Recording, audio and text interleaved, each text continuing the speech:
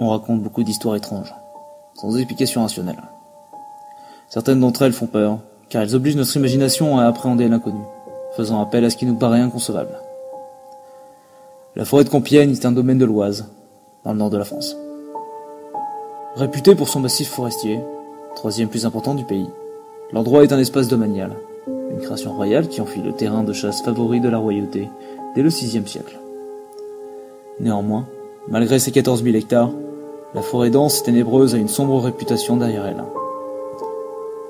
Entourée d'une aura mystérieuse depuis des centaines d'années, on l'a dit hantée par une étrange apparition féminine, la Dame Blanche. Une malédiction touchant les femmes mélancoliques, décédées d'une fin tragique. La première dame à hanter les lieux est une noble du Moyen-Âge, qui, pour des raisons obscures, fut emmurée par son mari jaloux dans le château de Beaumont-sur-Oise, aux abords de la forêt, où elle avait l'habitude de se promener jadis. Depuis 1960, on compte l'histoire d'un couple, appelons-les Jackie et Michel, revenant d'un dîner en ville. Il fait nuit noire, Michel est au volant et progresse le long de la départementale 332 qui longe la forêt de Compiègne. Et là, c'est le drame. Michel ne voit pas le virage et meurt sur le coup. Jackie s'en sort avant de décéder, à son tour, quelques jours plus tard.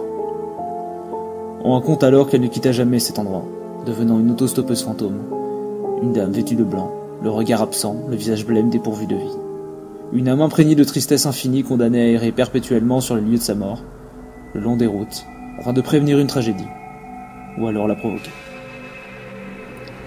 Chaque année, on compte nombre d'observations, d'accidents ou témoignages relatant une rencontre avec cette mélancolique jeune femme, silencieuse et fantomatique, aux alentours de la forêt de Compiègne. Imaginez.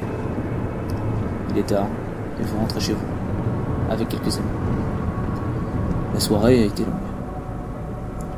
Vous empruntez la départementale 332 et longez la forêt de Compiègne. L'obscurité rend le paysage forestier un peu glauque, mais vous décidez de ne pas y faire attention, en vous concentrant sur la route.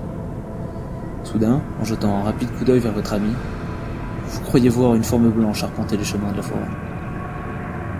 Vous détournez le regard. Ça doit être la fatigue. Les mecs, regarde. Il y a une fille sur la route. Le long de la route, vous voyez une jeune femme.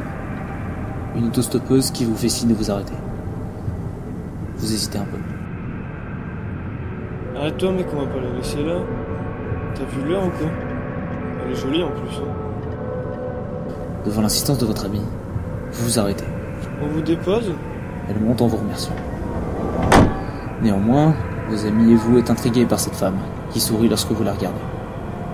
Malgré tout semble se passer le plus normalement du monde. Et la jeune demoiselle est silencieuse, et ne répond pas lorsque vous demandez où elle est. Ok, pas grave. On vous déposera à la ville la plus proche, ça vous va? Détournant le regard, vous continuez à rouler. Vous ne voyez rien et vos paupières sont lourdes. Très lourdes. Très lourdes. Un instant! Le virage!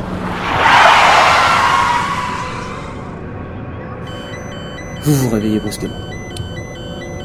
Et vous arrêtez à temps. Ça va, tout va bien? Putain, la fille, elle est où? Elle est où, la fille? Elle est où, la fille? Vous vous retournez, les portières sont fermées. Et la jeune femme s'est Non mais évaporée. c'est pas possible, elle a pas pu s'envoler comme ça, là. Comme si elle n'avait jamais été là. Vous ne comprenez rien. Pourtant, il y avait bien une jeune fille. Vous vous souvenez de son cri et vous vous rendez compte que sans lui, vous n'auriez pas évité le virage. À cette pensée, votre cœur bat la chamade. Sur le siège, quelque chose semble attirer le regard de votre ami. Regarde, mec. C'est sa carte d'identité. Comment elle s'est tirée, putain?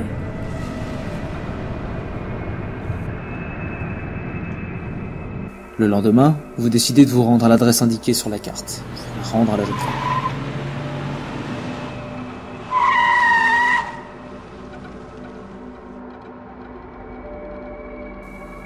Vous sonnez à la porte de chez elle.